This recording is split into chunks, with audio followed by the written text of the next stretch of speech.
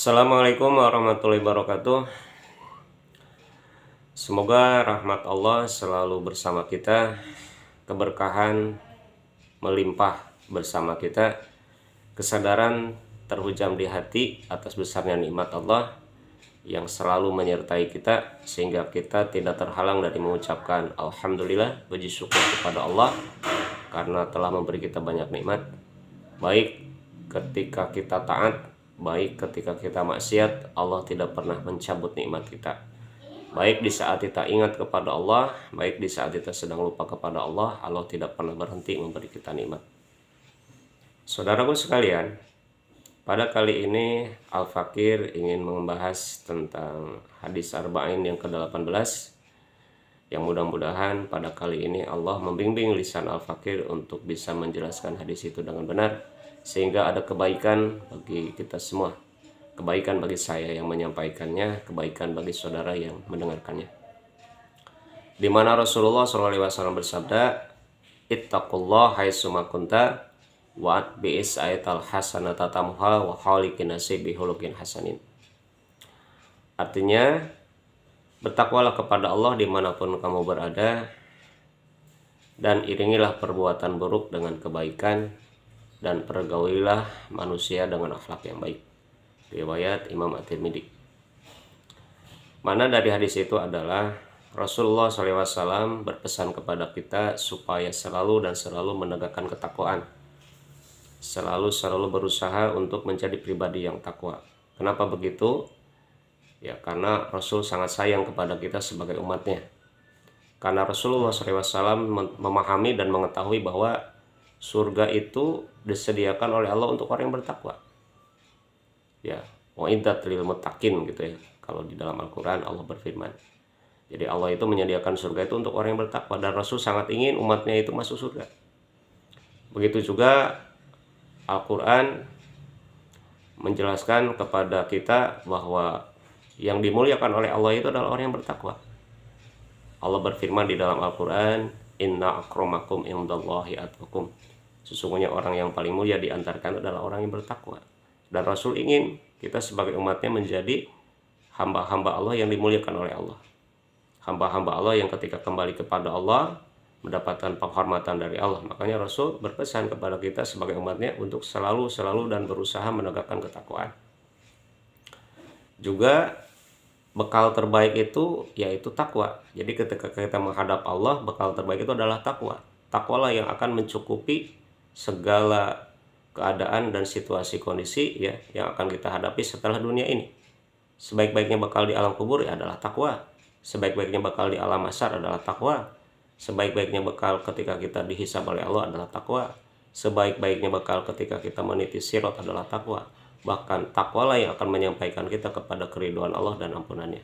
Maka Rasul berpesan kepada kita untuk selalu dan berusaha bertakwa kepada Allah. Nah, dan Rasul mengatakan, "Ittaqullah haitsuma kunta," ya. Dimanapun kamu berada, dalam kondisi apapun, kita harus berusaha untuk bertakwa. Artinya kita harus bertakwa baik dalam kondisi senang atau dalam kondisi sedih. Kalau kita lagi senang ya, kita harus bertakwa dengan cara jangan lupa bahwa apa-apa yang membuat kita senang, apa-apa yang membuat kita bahagia itu datangnya dari Allah. Maka kita harus bersyukur kepada Allah. Di saat kita sedang sedih ya, tegakkan ketakwaan. Bagaimana caranya? Ingat bahwa Allah itu tidak pernah meninggalkan kita. Innallaha ma'ana. La tahzan innallaha ma'ana. Allah berfirman dalam Al-Qur'an. Jadi kata Allah, janganlah bersedih karena sesungguhnya Allah itu tidak pernah meninggalkan kita. Tapi kita yang suka menjauhi Allah Subhanahu wa taala itu. Tegakkan ketakwaan dalam kondisi kita dilapangkan rezeki. Bagaimana caranya? Menyadari bahwa rezeki itu datangnya dari Allah. Bukan dari gigihnya usaha kita, bukan karena kita hebatnya bekerja, tapi itu Allah yang mendatangkan dan Allah yang memberikan. Sehingga kita menyadari bahwa rezeki itu Allah datangkan dan hakikatnya Allah berikan kepada kita sebagai amanah dan titipan. Sehingga kita tidak sombong gitu ya, tidak menggunakan rezeki itu untuk maksiat kepada Allah. Kita juga memahami bahwa di sebagian rezeki yang Allah berikan kepada kita itu ada hak orang lain yang harus kita berikan. Sehingga kita menegakkan syukur kepada Allah dan menggunakan rezeki itu untuk mentaati Allah. Itulah takwa kita di saat kita diberi rezeki yang melimpah. Begitu juga menegakkan ketakwaan di saat kita disempitkan rezeki. Bagaimana caranya? Kita menyadari bahwa sempitnya rezeki itu karena Allah mengizinkan, Allah menetapkan, dan Allah menghendaki. Allah sedang menguji kita, ya gitu. Dan tujuan Allah pasti baik. Apa Allah ingin dengan sempitnya rezeki itu kita selalu dan selalu mendekat kepada Allah, meminta kepada Allah, selalu meminta kepada Allah, selalu memohon kepada Allah, tidak berpaling kepada selain Allah. Artinya Rasulullah berpesan kepada kita untuk selalu menegakkan ketakwaan, baik di saat sedih, baik di saat bahagia, baik di saat lapang rezeki, baik di saat sempit rezeki, baik dalam keadaan sendiri atau di hadapan banyak orang, baik kita kondisi masih muda, udah tua, pokoknya dalam kondisi apapun ya, fikuli hal, dimanapun ya, fikuli makan, di waktu apapun, fikuli zaman ya, kita harus berusaha untuk bertakwa kepada Allah. Dan Rasul juga mengatakan wa'at bi'isa'atal hasanata tamuha, dan ikutilah atau iringilah perbuatan buruk dengan kebaikan. Kalau kita telah melakukan perbuatan buruk, perbuatan maksiat ya, itu maka iringilah dengan kebaikan.